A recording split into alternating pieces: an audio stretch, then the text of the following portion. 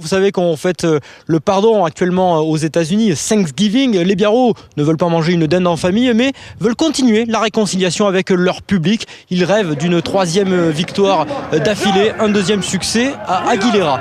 Un début de rencontre où les Biarros vont se faire bousculer sur cette mêlée. Le début de match est assez fermé. C'est Bordeaux qui va attaquer ce ballon. On est dans les premières minutes de la rencontre. Pierre Bernard qui tente de trouver un intervalle. Eni Adams qui essaye de mettre du rythme. Ça ne donnera rien. L'arbitre va revenir à la pénalité. La pénalité qui sera tentée et réussie par Pierre Bernard, l'ouvreur de Bordeaux.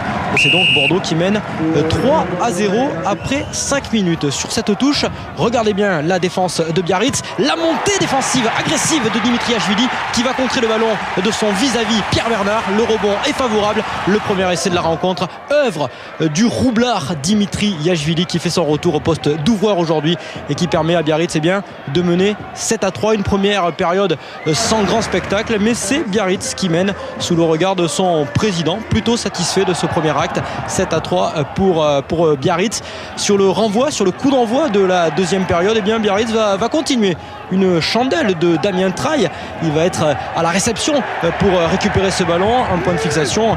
Biarritz qui va tenter d'attaquer, d'offrir un peu de rugby dans cette rencontre. Benoît Babi qui va décaler Ngogna qui lève la tête, qui voit qu'il peut y aller tout seul, qui va accélérer et qui va aller marquer tout seul son essai, l'ailier du Biarritz Olympique qui permet à Biarritz de mener 12-3. On peut apprécier toute la technique individuelle de Damien Traille. L'essai ne sera pas transformé, mais c'est Biarritz qui mène 12-3 et qui est à un essai d'un point de bonus offensif. On se met à rêver dans les travées d'Aguilera, Ngogna qui permet donc aux Biarros d'entrevoir pour le moment un succès. Mais Biarritz va baisser en intensité physique. Biarritz va faire des fautes, va réduire la voilure et sur cette touche, Imanol Arinordoki, le capitaine, va se mettre à la faute. C'est une succession de fautes dans les phases de conquête et dans les touches.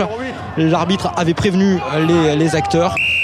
Et c'est ce qu'on va appeler le tournant de la deuxième période, le tournant de la rencontre. Un carton jaune pour Imanol Arinordoki. Biarritz va jouer en infériorité numérique. Voilà, l'arbitre est clair.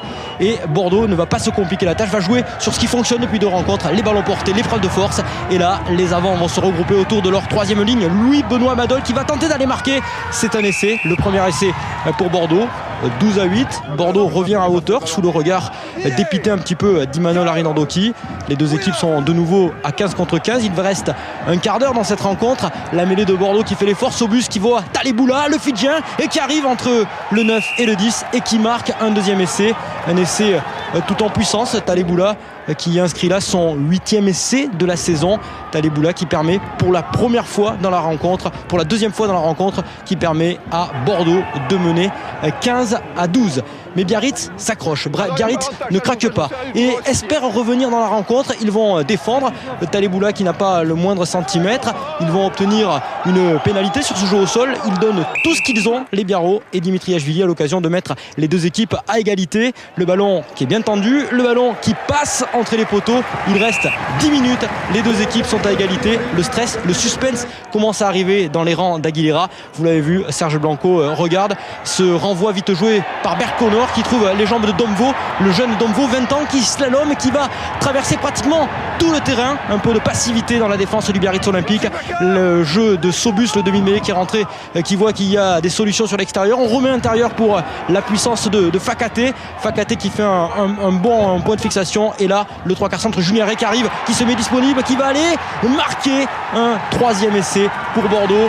22-15 puisque grâce à cet essai, Bordeaux mène. L'essai de Juniare qui sera le dernier essai, l'essai de la victoire puisqu'il ne se passera rien dans les 5 dernières minutes. 22-15, score final, victoire de Bordeaux, la première victoire à l'extérieur.